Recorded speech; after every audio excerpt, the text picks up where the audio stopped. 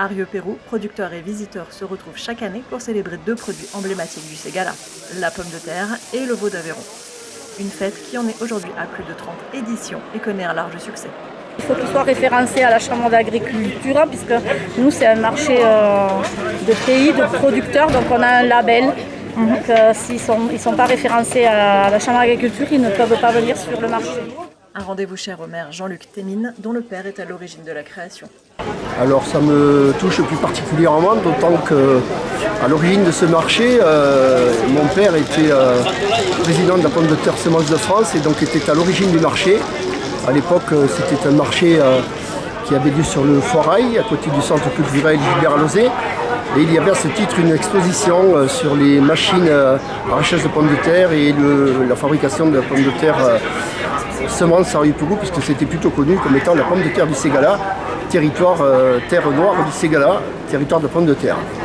L'histoire familiale est intimement liée à ce marché de producteurs, devenu au fil des années un rendez-vous incontournable pour les producteurs du territoire.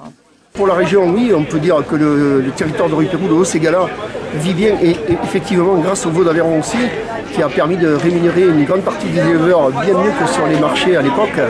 Je peux parler du veau d'Aveyron puisque le premier veau d'Aveyron et du Ségala vendu sur nos terres et vendu en France a été vendu par mon frère, Patrick Thémine, à l'époque boucher au magasin de Rieux-Pérou. Derrière la fête se pose aussi la question de l'avenir. À Rieux-Pérou, Bruno Rivière produit par exemple près de 200 tonnes de pommes de terre par an. Il s'inquiète de voir de moins en moins d'agriculteurs se lancer dans ces productions emblématiques du Ségala. L'avantage de la pomme de terre, c'est que c'est une culture qui ressort beaucoup une bonne plus-value, non négligeable sur une petite exploitation.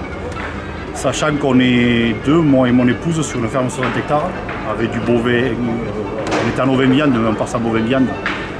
Et à deux, pour tirer deux revenus, c'est très compliqué, alors qu'avec la pomme de terre, ça permet de... Sur le Pérou, on est très peu, je pense qu'on doit se compter sur les doigts d'une main.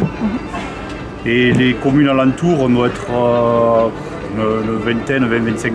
C'est justement tout l'enjeu de cette fête, faire connaître et valoriser les productions du territoire. La pomme de terre sera dégustée avec un autre produit emblématique du Ségala, le veau d'Aveyron, lui aussi issu du savoir-faire des éleveurs locaux.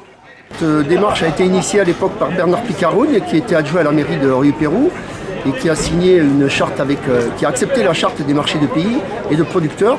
Moi-même étant commerçant à Rieux-Pérou, je trouve essentiel que ce marché de pays ait lieu à Rieux-Pérou du mois de juin au mois de septembre. Le dimanche matin, les gens sont friands de ces espaces d'échange. C'est un lieu privilégié pour eux. On essaye d'apporter à nos visiteurs un maximum de choix et essentiellement des gens qui, je le précise, sont vraiment producteurs et non commerçants, produisent leurs produits in fine et représentent le village et le Ségala et la communauté de communes.